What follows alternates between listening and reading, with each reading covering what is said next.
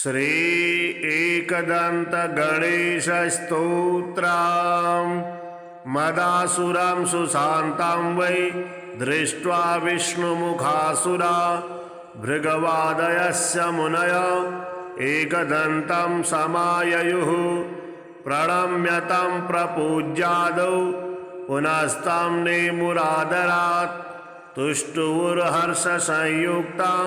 एकदन्तं गणेश्वरं देवर्षयूचुः सदात्मरूपं सकलादिभूत ममायिनं सोऽहमचिन्तबोधम् अनादिमध्यान्तविहीनमेकं तमेकदन्तं शरणं व्रजामः अनन्तचिद्रूपमयं गणेशं ह्यभेदभेदादिविहीनमाद्यं हृदि प्रकाशस्य धरं स्वधिस्थं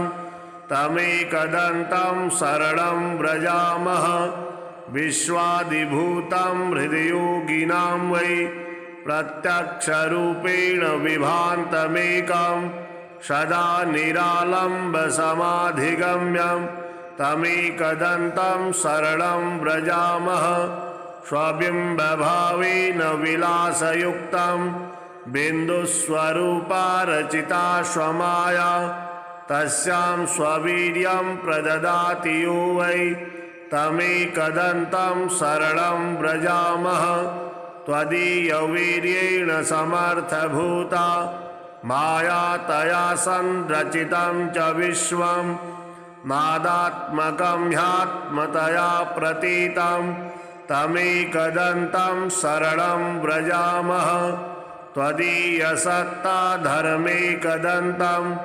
गणेशमेकं त्रयबोधितारं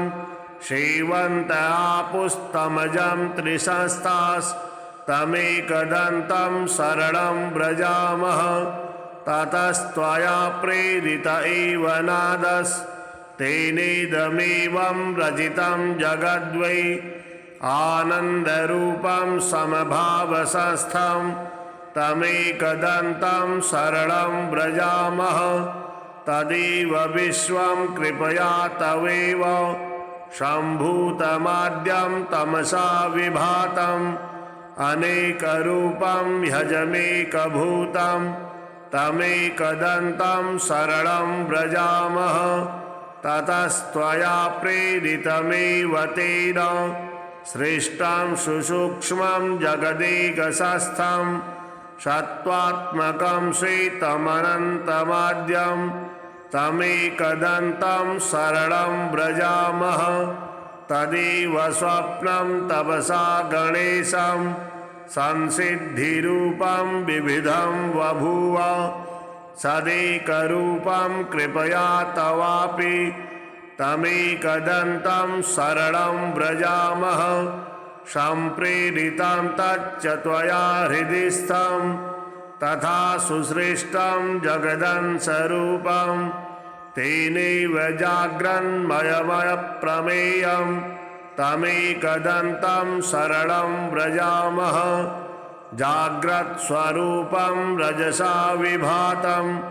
विलोकितं तत्कृपया यदेव तदा विभिन्नं भवदेकरूपं तमेकदन्तं शरणं व्रजामः एवं च सृष्ट्वा प्रकृतिस्वभावात् तदन्तरे त्वं च विभासि नित्यं बुद्धिप्रदाता गणनाथ एकस्तमेकदन्तं शरणं व्रजामः त्वदाज्ञया भान्ति ग्रहाश्च सर्वे नक्षत्ररूपाणि विभान्ति खेवै आधारहीनानि त्वया धृतानि तमेकदन्तं शरणं व्रजामः त्वदाज्ञया सृष्टिकरो विधाता त्वदाज्ञया पालक एव विष्णुः त्वदाज्ञया संहरको हरोऽपि तमेकदन्तं शरणं व्रजामः यदाज्ञया भूर्जलमध्यसंस्था यदाज्ञयाप्तः प्रवहन्ति नद्यः सीमां सदा रक्षति वै समुद्रस् तमेकदन्तं शरणं व्रजामः यदाज्ञया देवगणो दिविस्थो ददाति वै कर्मफलानि नित्यं यदाज्ञया शैलगणो चलो वै तमेकदन्तं शरणं व्रजामः यदाज्ञया शेष इलाधरो वै यदाज्ञया मोहप्रदस्य कामः यदाज्ञया कालधरुर्यमा च तमेकदन्तं शरणं व्रजामः यदाज्ञया वाति विभाति वायुर्यदाज्ञयाग्निर्जठरादिसंस्थः यदाज्ञया वेशचराचरं च तमेकदन्तं शरणं व्रजामः सर्वान्तरे संस्थितमेकगूढं यदाज्ञया सर्वमिदं विभाति अनन्तरूपं हृदबोधकं वै तमेकदन्तं शरणं व्रजामः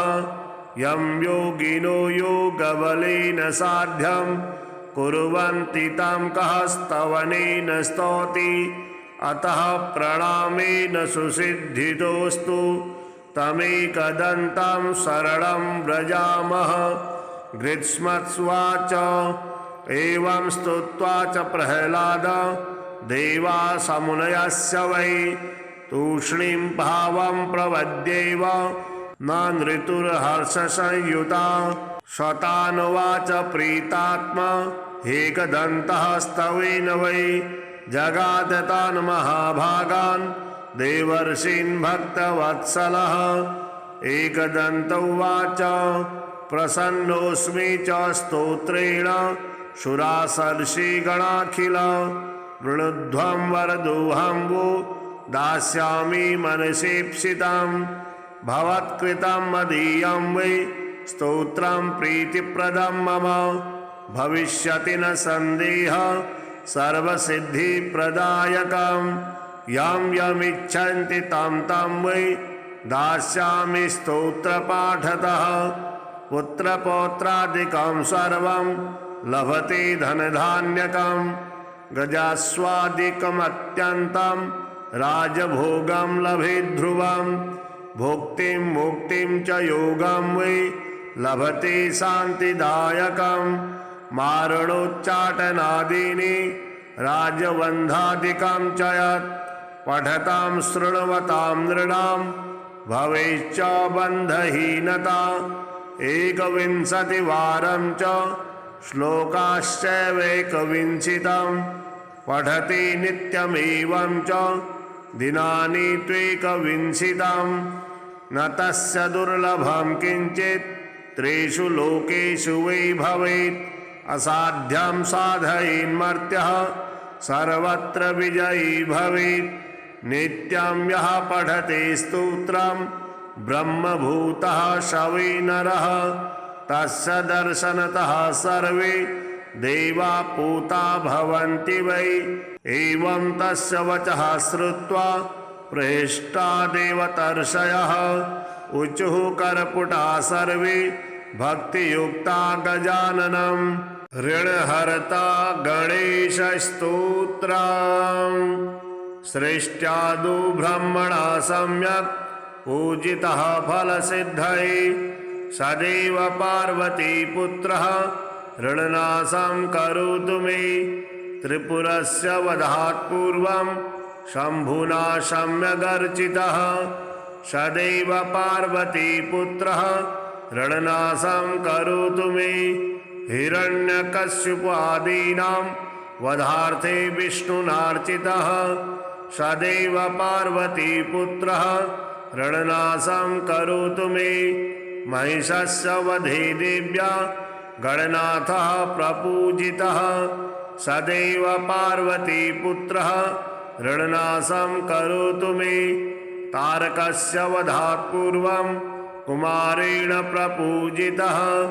सदैव पार्वतीपुत्रः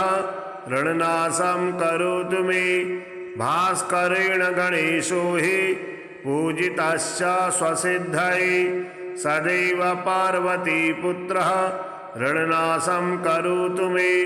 शशिना कान्तिवृद्ध्यर्थं पूजितो गणनायकः सदैव पार्वतीपुत्रः रणनाशं करोतु मे पालनाय च तपसां विश्वामित्रेण पूजितः सदैव पार्वतीपुत्रः रणनाशं करोतु मे इदं ऋणहरं स्तोत्रं तीव्रदारिद्र्यनाशनम् एकवारं पठे नित्यं वर्षमेकं समाहितः दारिद्र्यं दारुणं त्यक्त्वा कुबेरसमतां व्रजेत् पठन्त्योऽयं महामन्त्रः सार्धपञ्चदशाक्षरः ॐ गणेशं वृणं छिन्धि वरेण्यं हुं नमः फट् इमं मन्त्रं पठेदन्ते ततश्च शुचिभावनः एकविंशतिसङ्ख्याभिः पुरश्चरणमीरितं सहस्रावर्तनात् सम्यक् षण्मासं प्रियतां व्रजेत् बृहस्पतिसमो ज्ञाने धने धनपतिर्भवेत् अश्यैवायुधसङ्ख्याभिः पुरश्चरणमीरितं लक्षमावर्तनात् सम्यक् वाञ्छितं फलमवाप्नुयात् भूतप्रेतपिशाचानां नाशनं स्मृतिमात्रतः श्रीगणेशस्तोत्रम् नारद उवाच प्रणम्य शिरसा देवं गौरीपुत्रं विनायकं भक्तावासं स्मरे नित्यमायुः कामार्थसिद्धये प्रथमं वक्रतुण्डं च एकदन्तं द्वितीयकं तृतीयं कृष्णपिङ्गाक्षं गजवक्त्रं चतुर्थकं लम्बोदरं पञ्चमं च षष्ठं विकटमेव च सप्तमं विघ्नराजेन्द्रं धूम्रवर्णं तथाष्टमं नवमं भालचन्द्रं च दशमं तु विनायकम् एकादशं गणपतिं द्वादशं तु गजाननं द्वादशैस्तानि नामानि त्रिसन्ध्यं यः पठेत् नरः न च विघ्नभयं तस्य सर्वसिद्धिकरः प्रभुः विद्यार्थे लभते विद्यां धनार्थे लभते धनं पुत्रार्थे लभते पुत्रान् मोक्षार्थे लभते गतिं जपेत् गणपतिस्तोत्रं षड्भिर्मासे फलं लभेत् संवत्सरेण सिद्धिं च लभते नात्र संशयः अष्टभ्यो ब्राह्मणेभ्यश्च लिखित्वा यः समर्पयेत् तस्य विद्या भवेत् सर्वा गणेशस्य प्रसादतः मदासुरां सुशान्तां वै दृष्ट्वा विष्णुमुखासुरा भृगवादयस्य मुनय एकदन्तं समाययुः प्रणम्य तं प्रपूज्यादौ पुनस्तं नेमुरादरात् तुष्टुर्हर्षसंयुक्ता एकदन्तं गणेश्वरं देवर्षयोचुः सदात्मरूपं सकलादिभूत ममायिनं सोऽहमचिन्तबोधम् अनादिमध्यान्तविहीनमेकं तमेकदन्तं शरणं व्रजामः अनन्तचिद्रूपमयं गणेशं ह्यभेदभेदादिविहीनमाद्यं हृदि प्रकाशस्य धरं स्वधिस्थं तमेकदन्तं शरणं व्रजामः विश्वादिभूतं हृदयोगिनां वै प्रत्यक्षरूपेण विभान्तमेकं सदा निरालम्बसमाधिगम्यं तमेकदन्तं शरणं व्रजामः स्वबिम्बभावेन विलासयुक्तं बिन्दुस्वरूपा रचिता स्वमाया तस्यां स्ववीर्यं प्रददाति यो वै तमेकदन्तं शरणं व्रजामः त्वदीयवीर्येण समर्थभूता माया तया संरचितं च विश्वं नादात्मकं ह्यात्मतया प्रतीतं तमेकदन्तं शरणं व्रजामः त्वदीयसत्ता धर्मेकदन्तं गणेशमेकं त्रयबोधितारं शेवन्तयापुस्तमजं त्रिशस्तास्तमेकदन्तं शरणं व्रजामः ततस्त्वया प्रेरित एव नादस्तेनेदमेवं रचितं जगद्वै आनन्दरूपं समभावसंस्थं तमेकदन्तं शरणं व्रजामः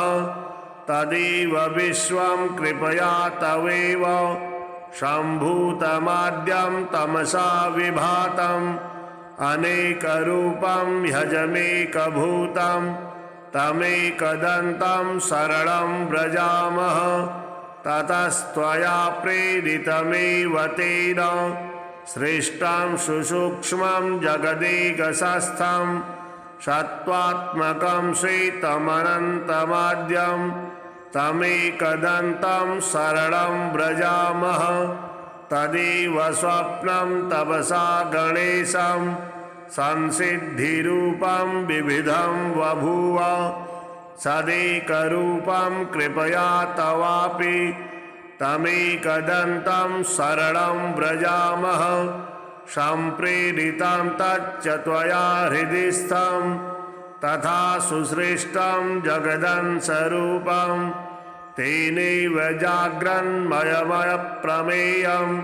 तमेकदन्तं शरणं व्रजामः जाग्रत्स्वरूपं रजसा विभातं विलोकितं तत्कृपया यदेव तदा विभिन्नं भवदेकरूपं तमेकदन्तं शरणं व्रजामः एवं च सृष्ट्वा प्रकृतिस्वभावात् तदन्तरे त्वं च विभासि नित्यं बुद्धिप्रदाता गणनाथ एकस्तमेकदन्तं शरणं व्रजामः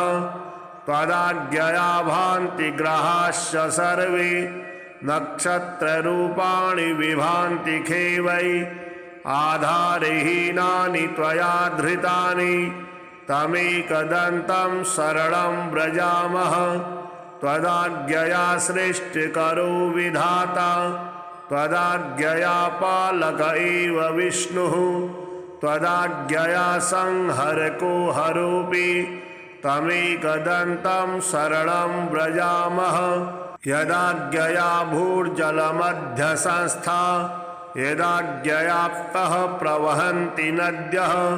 सीमां सदा रक्षति वै समुद्रस्तमेकदन्तं शरणं व्रजामः यदाज्ञया देवगणो दिविस्थो ददाति वै कर्मफलानि नित्यं यदाज्ञया शैलगणो चलो वै तमेकदन्तं शरणं व्रजामः यदाज्ञया शेष इलाधरो वै यदाज्ञया मोहप्रदस्य कामः यदाज्ञया कालधरुर्यमा च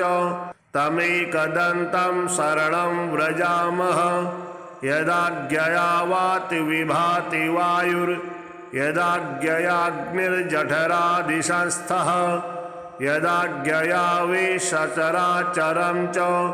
तमेकदन्तं शरणं व्रजामः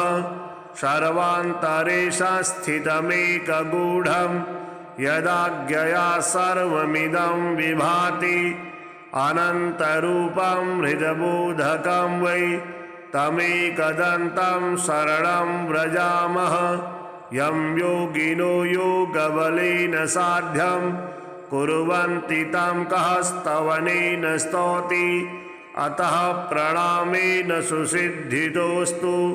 तमेकदन्तं शरणं व्रजामः गृत्स्मत्स्वाच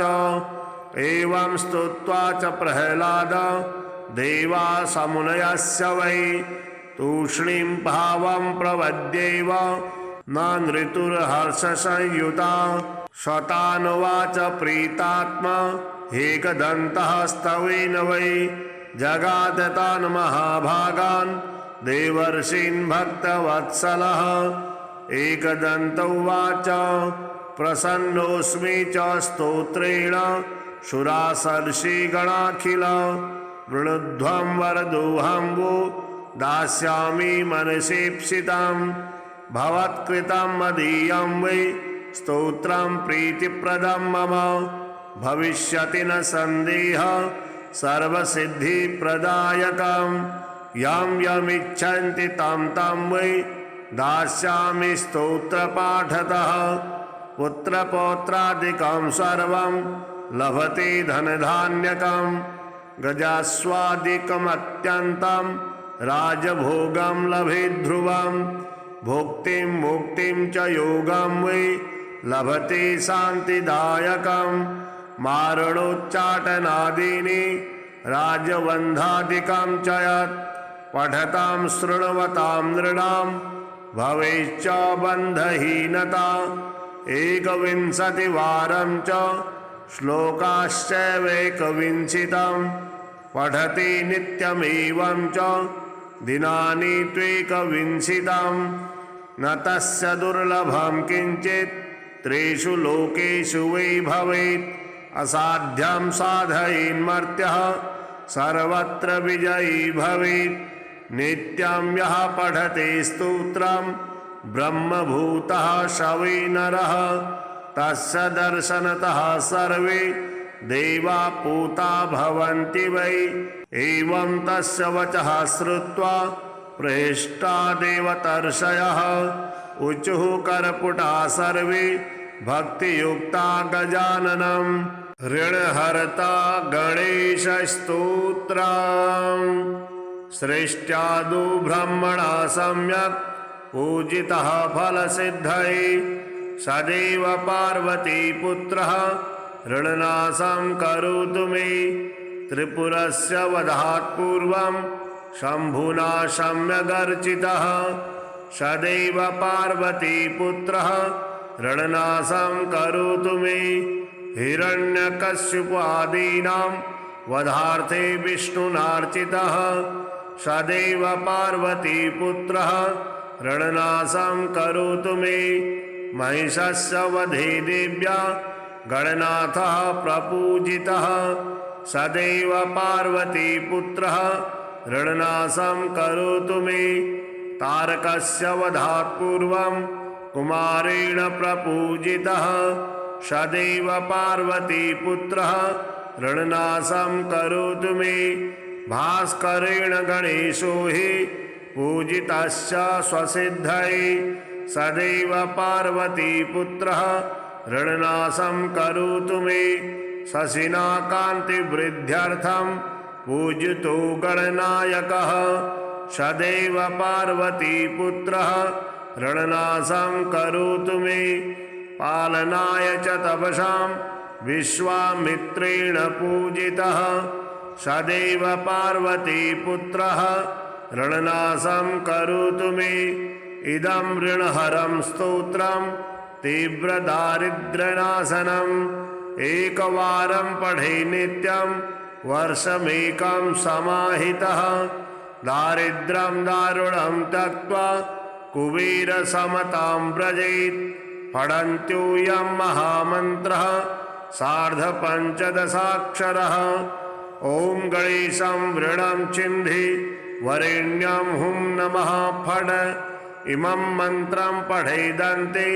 ततश्च शुचिभावनः एकविंशतिसङ्ख्याभिः पुरश्चरणमीरितं सहस्रावर्तनात् सम्यक् षण्मासं प्रियतां व्रजेत् बृहस्पतिसमो ज्ञाने धने धनपतिर्भवेत् अश्यैवायुधसङ्ख्याभिः पुरश्चरणमीरितं लक्षमावर्तनात् सम्यक् वाञ्छितं फलमवाप्नुयात् भूतप्रेतपिशाचानां नाशनं स्मृतिमात्रतः श्रीगणेशस्तोत्रम् नारद उवाच प्रणम्य शिरसा देवं गौरीपुत्रं विनायकं भक्तावासं स्मरे नित्यं मायुः कामार्थसिद्धये प्रथमं वक्रतुण्डं च एकदन्तं द्वितीयकं तृतीयं कृष्णपिङ्गाक्षं गजवक्त्रं चतुर्थकं लम्बोदरं पञ्चमं च षष्ठं विकटमेव च सप्तमं विघ्नराजेन्द्रं धूम्रवर्णं तथाष्टमं नवमं भालचन्द्रं च दशमं तु विनायकम् एकादशं गणपतिं द्वादशं तु गजाननं द्वादशैस्तानि नामानि त्रिसन्ध्यं यः पठेन्नरः न च विघ्नभयं तस्य सर्वसिद्धिकरः प्रभुः विद्यार्थे लभते विद्यां धनार्थे लभते धनं पुत्रार्थे लभते पुत्रान् मोक्षार्थे लभते गतिं जपेद् गणपतिस्तोत्रं षड्भिर्मासे फलं लभेत् संवत्सरेण सिद्धिं च लभते नात्र संशयः अष्टभ्यो ब्राह्मणेभ्यश्च लिखित्वा यः समर्पयेत् तस्य विद्या भवेत् सर्वा गणेशस्य प्रसादतः मदासुरां सुशान्तां वै दृष्ट्वा विष्णुमुखासुरा भृगवादयस्य मुनय एकदन्तं समाययुः प्रणम्य तं प्रपूज्यादौ पुनस्तं नेमुरादरात् तुष्टुर्हर्षसंयुक्ता एकदन्तं गणेश्वरं देवर्षयोचुः सदात्मरूपं सकलादिभूत ममायिनं सोऽहमचिन्तबोधम् अनादिमध्यान्तविहीनमेकं तमेकदन्तं शरणं व्रजामः अनन्तचिद्रूपमयं गणेशं ह्यभेदभेदादिविहीनमाद्यं हृदि प्रकाशस्य धरं स्वधिस्थं तमेकदन्तं शरणं व्रजामः विश्वादिभूतं हृदयोगिनां वै प्रत्यक्षरूपेण विभान्तमेकं सदा निरालम्बसमाधिगम्यं तमेकदन्तं शरणं व्रजामः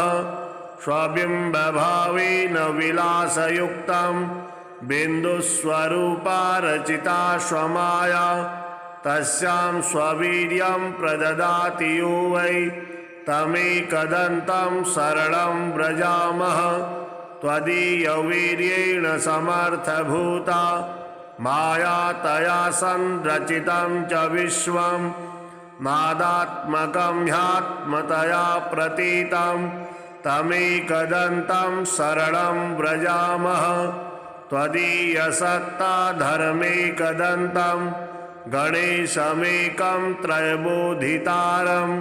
सेवन्तयापुस्तमजं त्रिशस्तास्तमेकदन्तं शरणं व्रजामः ततस्त्वया प्रेरित एव नादस्तेनेदमेवं रचितं जगद्वै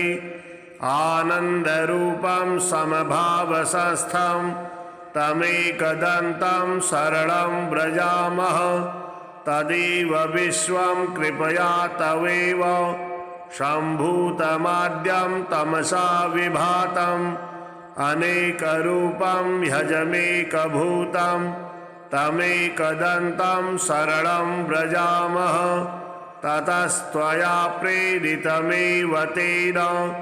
सृष्टं सुसूक्ष्मं जगदेकशस्थं सत्त्वात्मकं श्वेतमनन्तमाद्यं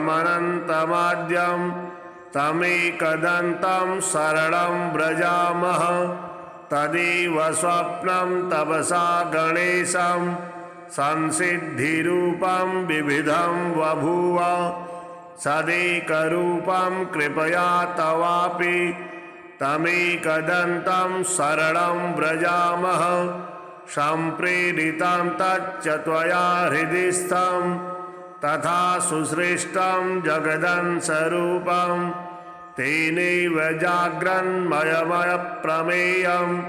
तमेकदन्तं शरणं व्रजामः जाग्रत्स्वरूपं रजसा विभातं विलोकितं तत् कृपया यदेव तदा विभिन्नं भवदेकरूपं तमेकदन्तं शरणं व्रजामः। एवं च सृष्ट्वा प्रकृतिस्वभावात् तदन्तरे त्वं च विभासि नित्यं बुद्धिप्रदाता गणनाथ एकस्तमेकदन्तं शरणं व्रजामः। त्वदाज्ञया भान्ति ग्रहाश्च सर्वे नक्षत्ररूपाणि विभान्ति खेवै आधारहीनानि त्वया धृतानि तमेकदन्तं शरणं व्रजामः। त्वदाज्ञया सृष्टिकरो विधाता त्वदाज्ञया पालक एव विष्णुः त्वदाज्ञया संहरको हरोऽपि तमेकदन्तं शरणं व्रजामः। यदाज्ञया भूर्जलमध्यसंस्था यदाज्ञयाप्तः प्रवहन्ति नद्यः सीमां सदा रक्षति वै समुद्रस्तमेकदन्तं शरणं व्रजामः। यदाज्ञया देवगणो दिविस्थो ददाति वै कर्मफलानि नित्यं यदाज्ञया शैलगणो चलो वै तमेकदन्तं शरणं व्रजामः। यदाज्ञया शेष इलाधरो वै यदाज्ञया मोहप्रदस्य कामः यदाज्ञया कालधरुर्यमा च तमेकदन्तं शरणं व्रजामः। यदाज्ञया वाति विभाति वायुर्यदाज्ञयाग्निर्जठरादिसंस्थः यदाज्ञया वेशचराचरं च तमेकदन्तं शरणं व्रजामः। सर्वान्तरे संस्थितमेकगूढं यदाज्ञया सर्वमिदं विभाति अनन्तरूपं हृदबोधकं वै तमेकदन्तं शरणं व्रजामः। यं योगिनो योगबलेन साध्यं कुर्वन्ति तं कः स्तवनेन स्तौति अतः प्रणामेन सुसिद्धितोऽस्तु तमेकदन्तं शरणं व्रजामः। गृत्स्मत्स्वाच एवं स्तुत्वा च प्रह्लाद देवासमुनयस्य वै तूष्णीं भावं प्रवद्येव न नृतुर्हर्षसंयुता शतानुवाच प्रीतात्मा एकदन्तः स्तवेन वै जगाद तान् महाभागान् देवर्षीन् भक्तवत्सलः। एकदन्तौवाच प्रसन्नोऽस्मि च स्तोत्रेण शुरासर्षिगणाखिल वृणुध्वं वरदोऽहं वो दास्यामि मनसीप्सितं भवत्कृतं मदीयं वै स्तोत्रं प्रीतिप्रदं मम भविष्यति न सन्देहः सर्वसिद्धिप्रदायकं यं यमिच्छन्ति तं तं वै दास्यामि स्तोत्रपाठतः। पुत्रपौत्रादिकं सर्वं लभते धनधान्यकं गजास्वादिकमत्यन्तं राजभोगं लभेत् ध्रुवं भुक्तिं मुक्तिं च योगं वै लभते शान्तिदायकं मारणोच्चाटनादीनि राजबन्धादिकं च यत् पठतां शृण्वतां नृणां भवेच्च बन्धहीनता। एकविंशतिवारं च श्लोकाश्चैवेकविंशतिं पठति नित्यमेवं च दिनानि त्वेकविंशतिं न तस्य दुर्लभं किञ्चित् त्रिषु लोकेषु वै भवेत् असाध्यं साधयेन्मर्त्यः सर्वत्र विजयी भवेत्। नित्यं यः पठते स्तोत्रं ब्रह्मभूतः स वै नरः तस्य दर्शनतः सर्वे देवा पूता भवन्ति वै। एवं तस्य वचः श्रुत्वा प्रहिष्टा देवतर्षयः ऊचुः कर्पुटा सर्वे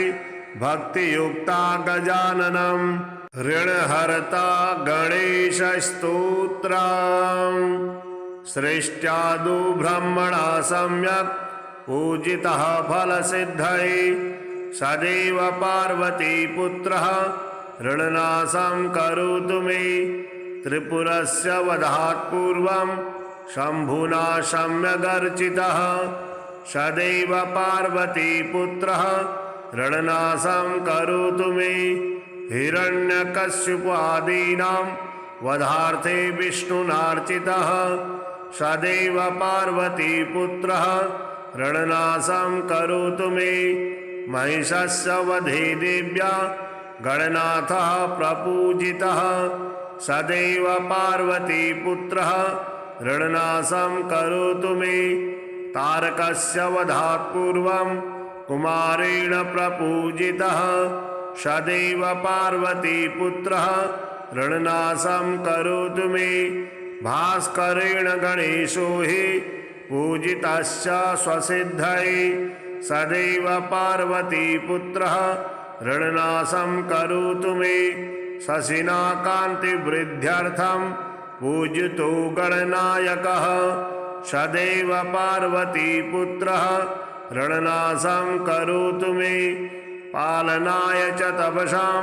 विश्वामित्रेण पूजितः सदैव पार्वतीपुत्रः ऋणनाशं करोतु मे इदं ऋणहरं स्तोत्रं तीव्रदारिद्र्यनाशनम् एकवारं पठे नित्यं वर्षमेकं समाहितः दारिद्र्यं दारुणं त्यक्त्वा कुबेरसमतां व्रजेत् पठन्त्योऽयं महामन्त्रः सार्धपञ्चदशाक्षरः ॐ गणेशं वृणं चिन्धि वरेण्यं हुं नमः फट् इमं मन्त्रं पठेदन्ते ततश्च शुचिभावनः एकविंशतिसङ्ख्याभिः पुरश्चरणमीरितं सहस्रावर्तनात् सम्यक् षण्मासं प्रियतां व्रजेत् बृहस्पतिसमो ज्ञाने धने धनपतिर्भवेत् अश्यैवायुधसङ्ख्याभिः पुरश्चरणमीरितं लक्षमावर्तनात् सम्यक् वाञ्छितं फलमवाप्नुयात् भूतप्रेतपिशाचानां नाशनं स्मृतिमात्रतः श्रीगणेशस्तोत्रम् नारद उवाच प्रणम्य शिरसा देवं गौरीपुत्रं विनायकं भक्तावासं स्मरे नित्यमायुः कामार्थसिद्धये प्रथमं वक्रतुण्डं च एकदन्तं द्वितीयकं तृतीयं कृष्णपिङ्गाक्षं गजवक्त्रं चतुर्थकं लम्बोदरं पञ्चमं च षष्ठं विकटमेव च सप्तमं विघ्नराजेन्द्रं धूम्रवर्णं तथाष्टमं नवमं भालचन्द्रं च दशमं तु विनायकम्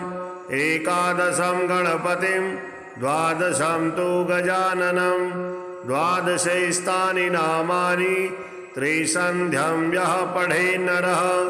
न च विघ्नभयं तस्य सर्वसिद्धिकरः प्रभुः विद्यार्थे लभते विद्यां धनार्थे लभते धनं पुत्रार्थे लभते पुत्रान् मोक्षार्थे लभते गतिं जपेद् गणपतिस्तोत्रं षड्भिर्मासे फलं लभेत् संवत्सरेण सिद्धिं च लभते नात्र संशयः अष्टभ्यो ब्राह्मणेभ्यश्च लिखित्वा यः समर्पयेत् तस्य विद्या भवेत् सर्वा गणेशस्य प्रसादतः मदासुरं सुशान्तं वै दृष्ट्वा विष्णुमुखासुरा भृगवादयस्य मुनय एकदन्तं समाययुः प्रणम्य तं प्रपूज्यादौ पुनस्तं नेमुरादरात् तुष्टुर्हर्षसंयुक्ता एकदन्तं गणेश्वरं देवर्षयोचुः सदात्मरूपं सकलादिभूत ममायिनं सोऽहमचिन्तबोधम् अनादिमध्यान्तविहीनमेकं तमेकदन्तं शरणं व्रजामः अनन्तचिद्रूपमयं गणेशं ह्यभेदभेदादिविहीनमाद्यं हृदि प्रकाशस्य धरं स्वधिस्थं तमेकदन्तं शरणं व्रजामः विश्वादिभूतं हृदयोगिनां वै प्रत्यक्षरूपेण विभान्तमेकं सदा निरालम्बसमाधिगम्यं तमेकदन्तं शरणं व्रजामः स्वबिम्बभावेन विलासयुक्तं बिन्दुस्वरूपा रचिता स्वमाया तस्यां स्ववीर्यं प्रददाति यो वै तमेकदन्तं शरणं व्रजामः त्वदीयवीर्येण समर्थभूता माया तया संरचितं च विश्वं नादात्मकं ह्यात्मतया प्रतीतं तमेकदन्तं शरणं व्रजामः त्वदीयसत्ताधर्मेकदन्तं गणेशमेकं त्रयबोधितारं शेवन्तयापुस्तमजं त्रिसंस्थास्तमेकदन्तं शरणं व्रजामः ततस्त्वया प्रेरित एव नादस्तेनेदमेवं रचितं जगद्वै आनन्दरूपं समभावसंस्थं तमेकदन्तं शरणं व्रजामः तदेव विश्वं कृपया तवेव सम्भूतमाद्यं तमसा विभातम् अनेकरूपं ह्यजमेकभूतं तमेकदन्तं शरणं व्रजामः ततस्त्वया प्रेरितमेव तेन सृष्टं सुसूक्ष्मं जगदेकसंस्थं सत्त्वात्मकं श्वेतमनन्तमाद्यं तमेकदन्तं शरणं व्रजामः तदेव स्वप्नं तपसा गणेशं संसिद्धिरूपं विविधं बभूव सदेकरूपं कृपया तवापि तमेकदन्तं शरणं व्रजामः सम्प्रेरितं तच्च त्वया हृदि स्थं तथा सुसृष्टं जगदंशरूपं तेनैव जाग्रन्मयमयप्रमेयं तमेकदन्तं शरणं व्रजामः जाग्रत्स्वरूपं रजसा विभातं विलोकितं तत्कृपया यदेव तदा विभिन्नं भवदेकरूपं तमेकदन्तं शरणं व्रजामः एवं च सृष्ट्वा प्रकृतिस्वभावात् तदन्तरे त्वं च विभासि नित्यं बुद्धिप्रदाता गणनाथ एकस्तमेकदन्तं शरणं व्रजामः त्वदाज्ञया भान्ति ग्रहाश्च सर्वे नक्षत्ररूपाणि विभान्ति खेवै आधारहीनानि त्वया धृतानि तमेकदन्तं शरणं व्रजामः त्वदाज्ञया सृष्टिकरो विधाता त्वदाज्ञया पालक एव विष्णुः त्वदाज्ञया संहरको हरोऽपि तमेकदन्तं शरणं व्रजामः यदाज्ञया भूर्जलमध्यसंस्था यदाज्ञयाप्तः प्रवहन्ति नद्यः सीमां सदा रक्षति वै समुद्रस्तमेकदन्तं शरणं व्रजामः यदाज्ञया देवगणो दिविस्थो ददाति वै कर्मफलानि नित्यं यदाज्ञया शैलगणो चलो वै तमेकदन्तं शरणं व्रजामः यदाज्ञया शेष इलाधरो वै यदाज्ञया मोहप्रदस्य कामः यदाज्ञया कालधरुर्यमा च तमेकदन्तं शरणं व्रजामः यदाज्ञया वाति विभाति वायुर्यदाज्ञयाग्निर्जठरादिशंस्थः यदाज्ञया विश्वचराचरं च तमेकदन्तं शरणं व्रजामः सर्वान्तरेषस्थितमेकगूढं यदाज्ञया सर्वमिदं विभाति अनन्तरूपं हृदबोधकं वै तमेकदन्तं शरणं व्रजामः यं योगिनो योगबलेन साध्यं कुर्वन्ति तं कः स्तवनेन स्तौति अतः प्रणामेन सुसिद्धितोऽस्तु तमेकदन्तं शरणं व्रजामः। गृत्स्मत्स्वाच एवं स्तुत्वा च प्रह्लाद देवासमुनयस्य वै तूष्णीं भावं प्रवद्येव न नृतुर्हर्षसंयुता शतानुवाच प्रीतात्मा एकदन्तः स्तवेन वै जगाद तान् महाभागान् देवर्षीन् भक्तवत्सलः एकदन्त उवाच प्रसन्नोऽस्मि च स्तोत्रेण शुरासर्षिगणाखिल वृणुध्वं वरदोऽहं वो दास्यामि मनसीप्सितं भवत्कृतं मदीयं वै स्तोत्रं प्रीतिप्रदं मम भविष्यति न सन्देह सर्वसिद्धिप्रदायकं यं यमिच्छन्ति तं तं वै दास्यामि स्तोत्रपाठतः पुत्रपौत्रादिकं सर्वं लभते धनधान्यकं गजास्वादिकमत्यन्तं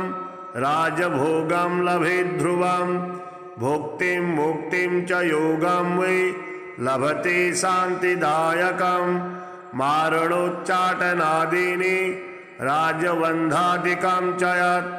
पठतां शृण्वतां नृणां भवेच्च बन्धहीनता एकविंशतिवारं च श्लोकाश्चैवेकविंशतिं पठति नित्यमेवं च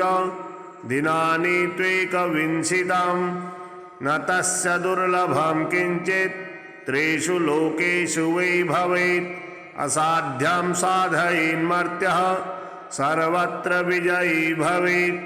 नित्यं यः पठते स्तोत्रं ब्रह्मभूतः स वै नरः तस्य दर्शनतः सर्वे देवा पूता भवन्ति वै एवं तस्य वचः श्रुत्वा प्रहिष्टा देवतर्षयः ऊचुः कर्पुटा सर्वे भक्तियुक्ता गजाननं ऋणहर्ता गणेशस्तोत्रम् सृष्ट्यादौ ब्रह्मणा सम्यक् पूजितः फलसिद्धये सदैव पार्वतीपुत्रः ऋणनाशं करोतु मे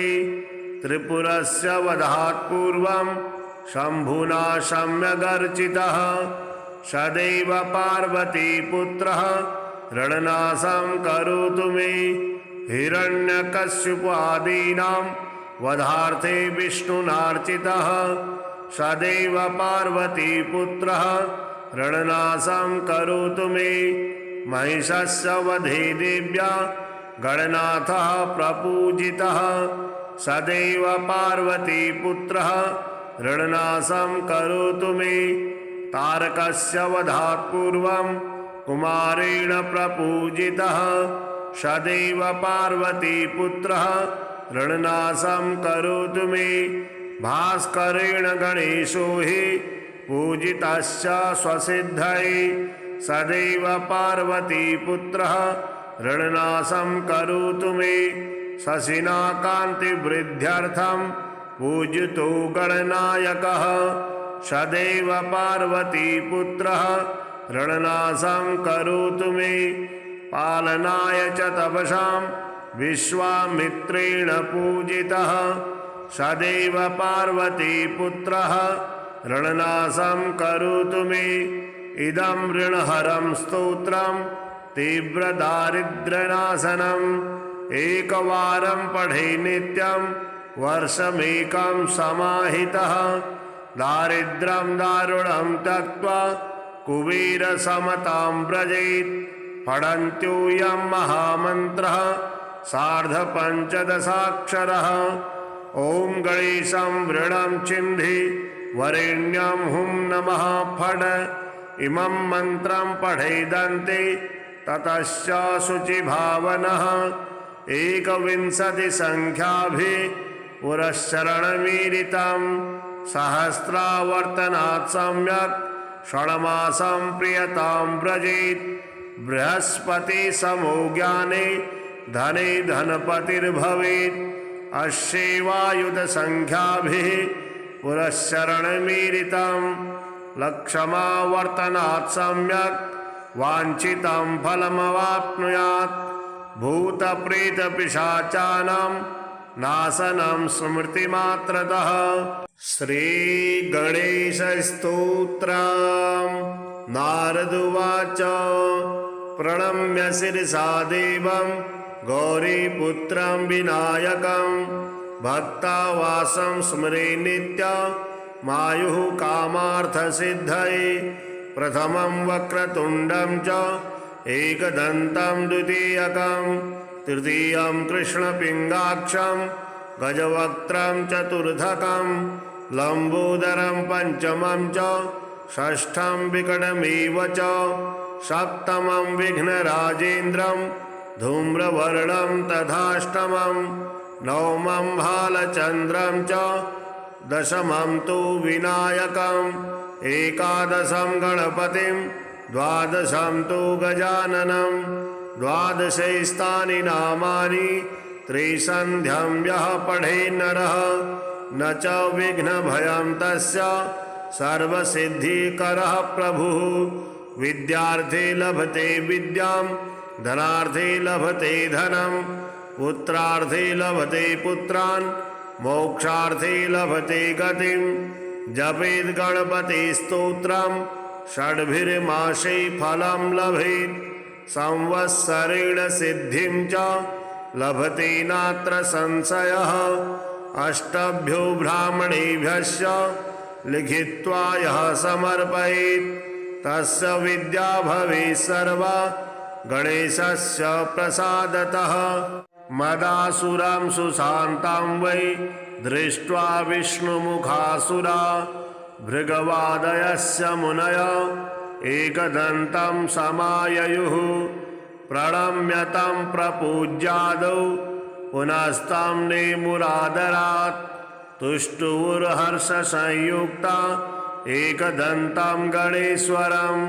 देवर्षयोचुः सदात्मरूपं सकलादिभूत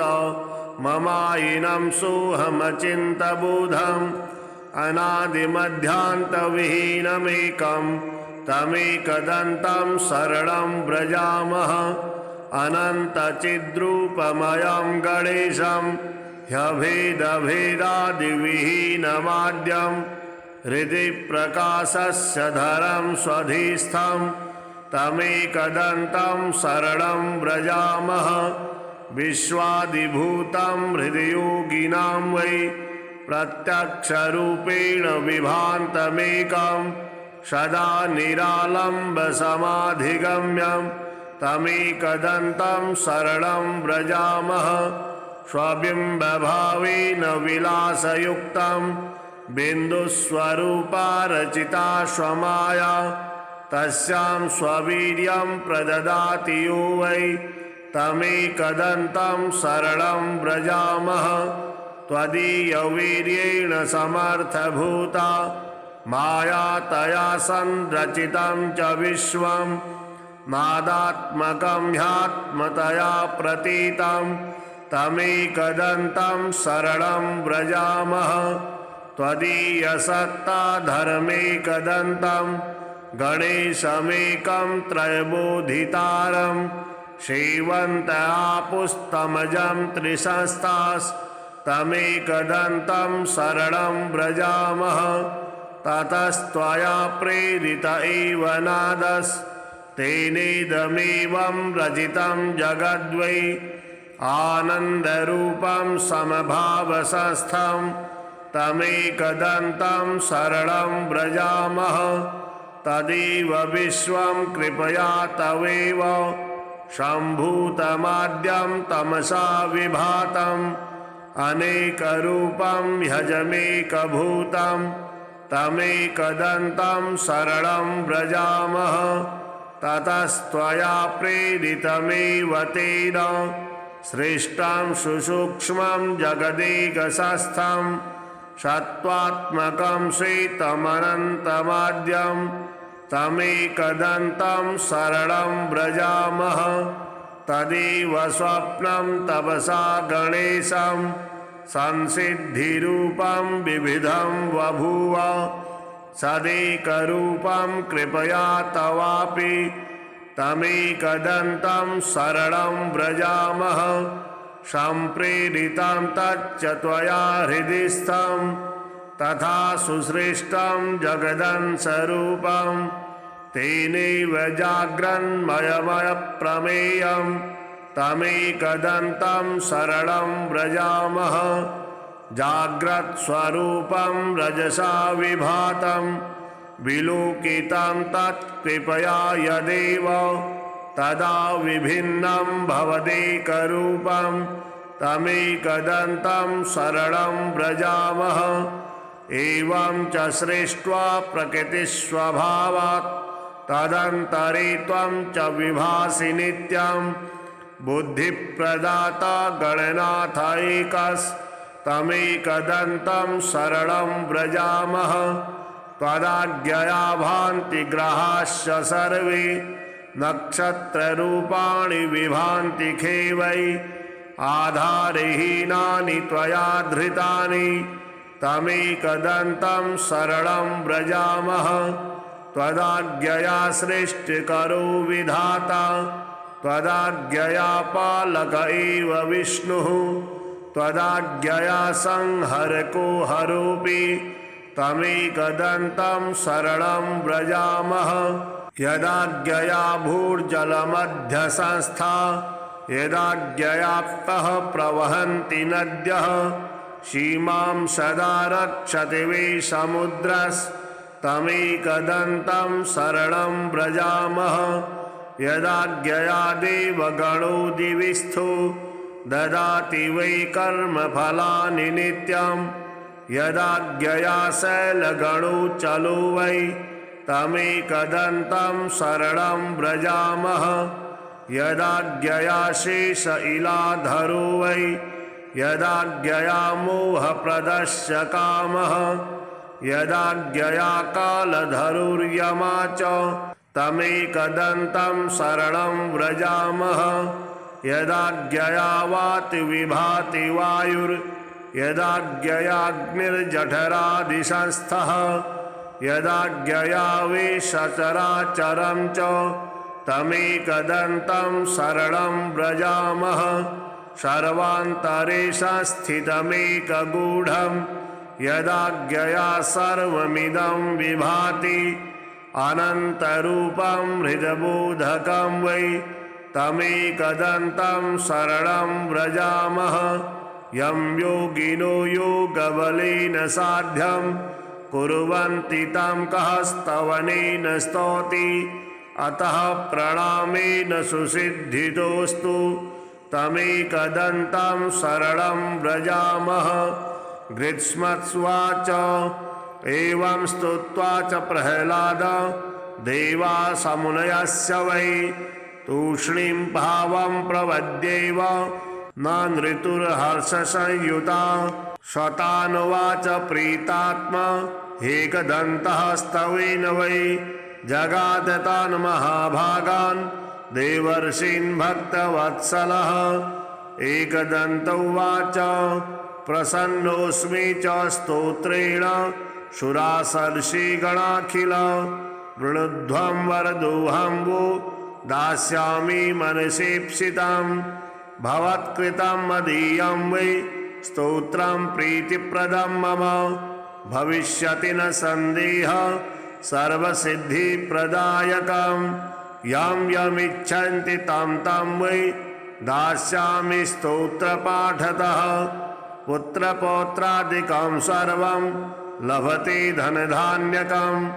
गजास्वादिकमत्यन्तं राजभोगं लभेद्ध्रुवं भुक्तिं मुक्तिं च योगं वै लभते शान्तिदायकं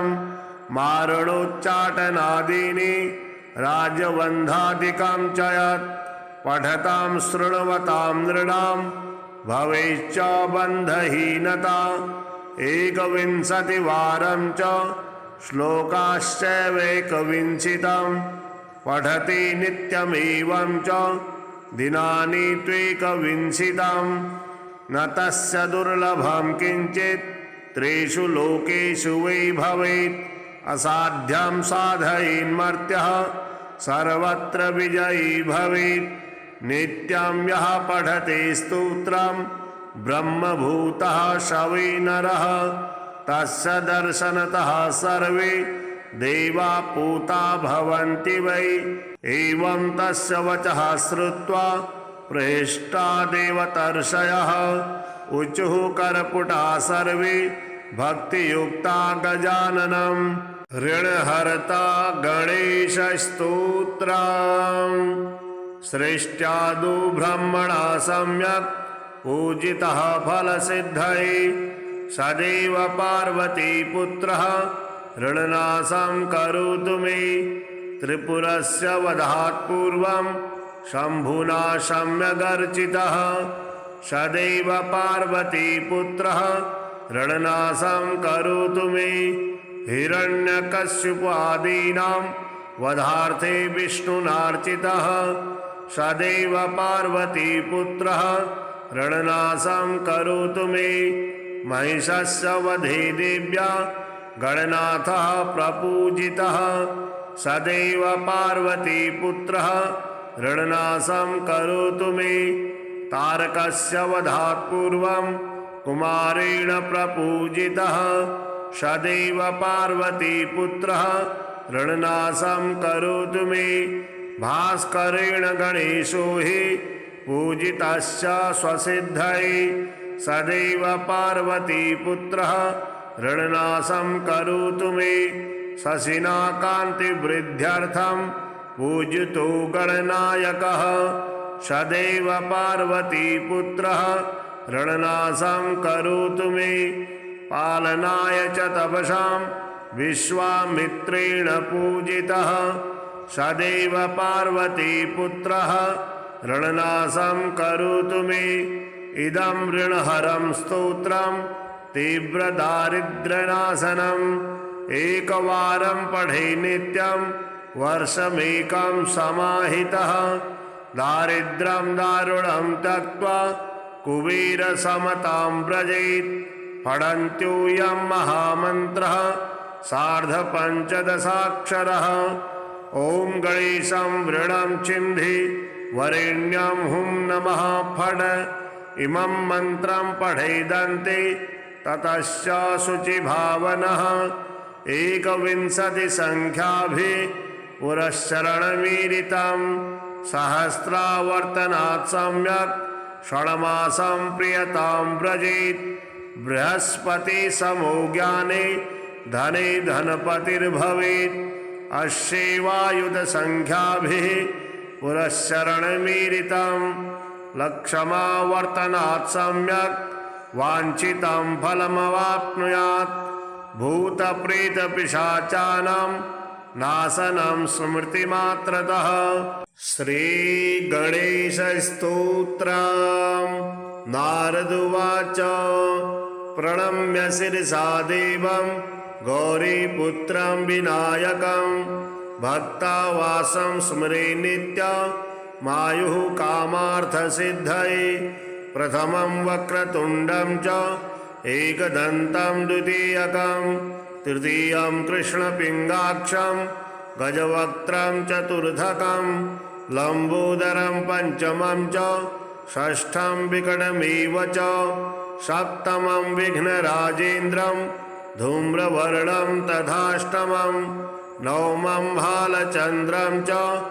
दशमं तु विनायकम् एकादशं गणपतिं द्वादशं तु गजाननं द्वादशैस्तानि नामानि त्रिसन्ध्यं यः पठे नरः न च विघ्नभयं तस्य सर्वसिद्धिकरः प्रभुः। विद्यार्थे लभते विद्यां धनार्थे लभते धनं पुत्रार्थे लभते पुत्रान् मोक्षार्थे लभते गतिं। जपेत् गणपति स्तोत्रं षड्भिर्मासे फलं लभेत् संवत्सरेण सिद्धिं च लभते नात्र संशयः। अष्टभ्यो ब्राह्मणेभ्यश्च लिखित्वा यः समर्पयेत् तस्य विद्या भवेत् सर्वा गणेशस्य प्रसादतः। मदासुरां सुशान्तां वै दृष्ट्वा विष्णुमुखासुरा भृगवादयस्य मुनय एकदन्तं समाययुः। प्रणम्य तं प्रपूज्यादौ पुनस्तं नेमुरादरात् तुष्टुर्हर्षसंयुक्ता एकदन्तं गणेश्वरं। देवर्षयुचुः सदात्मरूपं सकलादिभूत ममायिनं सोऽहमचिन्तबोधम् अनादिमध्यान्तविहीनमेकं तमेकदन्तं शरणं व्रजामः। अनन्तचिद्रूपमयं गणेशं ह्यभेदभेदादिविहीनमाद्यं हृदि प्रकाशस्य धरं स्वधिस्थं तमेकदन्तं शरणं व्रजामः। विश्वादिभूतं हृदयोगिनां वै प्रत्यक्षरूपेण विभान्तमेकं सदा निरालम्बसमाधिगम्यं तमेकदन्तं शरणं व्रजामः। स्वबिम्बभावेन विलासयुक्तं बिन्दुस्वरूपा रचिता स्वमाया तस्यां स्ववीर्यं प्रददाति यो वै तमेकदन्तं शरणं व्रजामः। त्वदीयवीर्येण समर्थभूता माया तया संरचितं च विश्वं नादात्मकं ह्यात्मतया प्रतीतं तमेकदन्तं शरणं व्रजामः। त्वदीयसत्ता धर्मेकदन्तं गणेशमेकं त्रयबोधितारं सेवन्तयापुस्तमजं त्रिसंस्थास्तमेकदन्तं शरणं व्रजामः। ततस्त्वया प्रेरित एव नादस्तेनेदमेवं रचितं जगद्वै आनन्दरूपं समभावसंस्थं तमेकदन्तं शरणं व्रजामः। तदेव विश्वं कृपया तवेव सम्भूतमाद्यं तमसा विभातम् अनेकरूपं ह्यजमेकभूतं तमेकदन्तं शरणं व्रजामः। ततस्त्वया प्रेरितमेव तेन सृष्टं सुसूक्ष्मं जगदेकशस्थं सत्त्वात्मकं श्वेतमनन्तमाद्यं तमेकदन्तं शरणं व्रजामः। तदेव स्वप्नं तपसा गणेशं संसिद्धिरूपं विविधं बभूव सदेकरूपं कृपया तवापि तमेकदन्तं शरणं व्रजामः। सम्प्रेरितं तच्च त्वया हृदिस्थं तथा सुसृष्टं जगदंशरूपं तेनैव जाग्रन्मयमयप्रमेयं तमेकदन्तं शरणं व्रजामः। जाग्रत्स्वरूपं रजसा विभातं विलोकितं तत्कृपया यदेव तदा विभिन्नं भवदेकरूपं तमेकदन्तं शरणं व्रजामः। एवं च सृष्ट्वा प्रकृतिस्वभावात् तदन्तरे त्वं च विभासि नित्यं बुद्धिप्रदाता गणनाथ एकस्तमेकदन्तं शरणं व्रजामः। त्वदाज्ञया भान्ति ग्रहाश्च सर्वे नक्षत्ररूपाणि विभान्ति खे वै आधारहीनानि त्वया धृतानि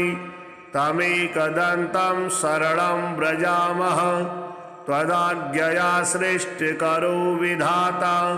त्वदाज्ञया पालक एव विष्णुः त्वदाज्ञया संहरको हरोऽपि तमेकदन्तं शरणं व्रजामः यदाज्ञया भूर्जलमध्यसंस्था यदाज्ञयाप्तः प्रवहन्ति नद्यः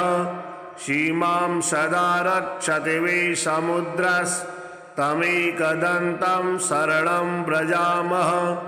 यदाज्ञया देवगणो दिविस्थो ददाति वै कर्मफलानि नित्यं यदाज्ञया शैलगणो चलो वै तमेकदन्तं शरणं व्रजामः यदाज्ञया शेष इलाधरो वै यदाज्ञया मोहप्रदस्य कामः यदाज्ञया कालधरुर्यमा च तमेकदन्तं शरणं व्रजामः यदाज्ञया वाति विभाति वायुर्यदाज्ञयाग्निर्जठरादिशंस्थः यदाज्ञया वेशचराचरं च तमेकदन्तं शरणं व्रजामः सर्वान्तरे संस्थितमेकगूढं यदाज्ञया सर्वमिदं विभाति अनन्तरूपं हृदबोधकं वै तमेकदन्तं शरणं व्रजामः यं योगिनो योगबलेन साध्यं कुर्वन्ति तं कः स्तवनेन स्तौति अतः प्रणामेन सुसिद्धितोऽस्तु तमेकदन्तं शरणं व्रजामः गृत्स्मत्स्वाच एवं स्तुत्वा च प्रह्लाद देवासमुनयस्य वै तूष्णीं भावं प्रवद्येव न नृतुर्हर्षसंयुता शतानुवाच प्रीतात्मा एकदन्तः स्तवेन वै जगाद तान् महाभागान् देवर्षीन् भक्तवत्सलः एकदन्त उवाच प्रसन्नोऽस्मि च स्तोत्रेण शुरासर्षिगणाखिल वृणुध्वं वरदोऽहं वो दास्यामि मनसीप्सितं भवत्कृतं मदीयं वै स्तोत्रं प्रीतिप्रदं मम भविष्यति न सन्देह सर्वसिद्धिप्रदायकं यं यमिच्छन्ति तं तं वै दास्यामि स्तोत्रपाठतः पुत्रपौत्रादिकं सर्वं लभते धनधान्यकं गजास्वादिकमत्यन्तं राजभोगं लभेत् ध्रुवं भुक्तिं मुक्तिं च योगं वै लभते शान्तिदायकं मारणोच्चाटनादीनि राजबन्धादिकं च यत् पठतां शृण्वतां नृणां भवेच्च बन्धहीनता एकविंशतिवारं च श्लोकाश्चैवेकविंशतिं पठति नित्यमेवं च दिनानि त्वेकविंशतिं न तस्य दुर्लभं किञ्चित् त्रिषु लोकेषु वै भवेत् असाध्यं साधयेन्मर्त्यः सर्वत्र विजयी भवेत् नित्यं यः पठते स्तोत्रं ब्रह्मभूतः स वै नरः तस्य दर्शनतः सर्वे देवा पूता भवन्ति वै एवं तस्य वचः श्रुत्वा प्रहिष्टा देवतर्षयः ऊचुः करपुटा सर्वे भक्तियुक्ता गजाननं ऋणहर्ता गणेशस्तोत्रम् सृष्ट्यादौ ब्रह्मणा सम्यक् पूजितः फलसिद्धये सदैव पार्वतीपुत्रः ऋणनाशं करोतु मे त्रिपुरस्य वधात् पूर्वं शम्भुना सम्यगर्चितः सदैव पार्वतीपुत्रः ऋणनाशं करोतु मे हिरण्यकश्यपादीनां वधार्थे विष्णुनार्चितः सदैव पार्वतीपुत्रः ऋणनाशं करोतु मे। महिषस्य वधे देव्या गणनाथः प्रपूजितः सदैव पार्वतीपुत्रः ऋणनाशं करोतु मे। तारकस्य वधात् पूर्वं कुमारेण प्रपूजितः सदैव पार्वतीपुत्रः ऋणनाशं करोतु मे। भास्करेण गणेशो हि पूजितश्च स्वसिद्धये सदैव पार्वतीपुत्रः ऋणनाशं करोतु मे। शशिना कान्तिवृद्ध्यर्थं पूजितो गणनायकः सदैव पार्वतीपुत्रः ऋणनाशं करोतु मे। पालनाय च तपसां विश्वामित्रेण पूजितः सदैव पार्वतीपुत्रः ऋणनाशं करोतु मे। इदं ऋणहरं स्तोत्रं तीव्रदारिद्र्यनाशनम् एकवारं पठे नित्यं वर्षमेकं समाहितः दारिद्र्यं दारुणं त्यक्त्वा कुबेरसमतां व्रजेत्। पठन्त्योऽयं महामन्त्रः सार्धपञ्चदशाक्षरः। ॐ गणेशं वृणं छिन्धि वरेण्यं हुं नमः फट्। इमं मन्त्रं पठेदन्ते ततश्च शुचिभावनः 21संख्याभिः पुरश्चरणमीरितं सहस्रावर्तनात् सम्यक् षण्मासं प्रियतां व्रजेत्। बृहस्पति समो ज्ञाने धने धनपतिर्भवेत्। अश्यैवायुधसंख्याभिः पुरश्चरणमीरितं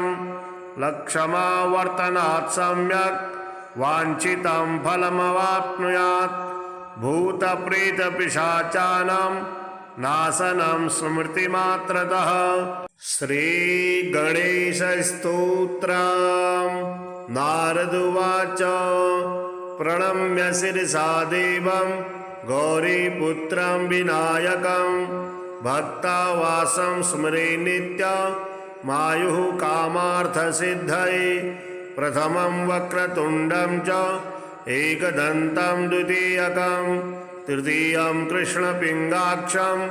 गजवक्त्रं चतुर्थकं लम्बोदरं पञ्चमं च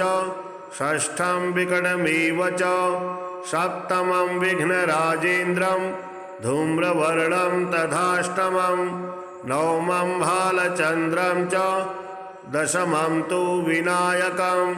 एकादशं गणपतिं द्वादशं तु गजाननं द्वादशैस्तानि नामानि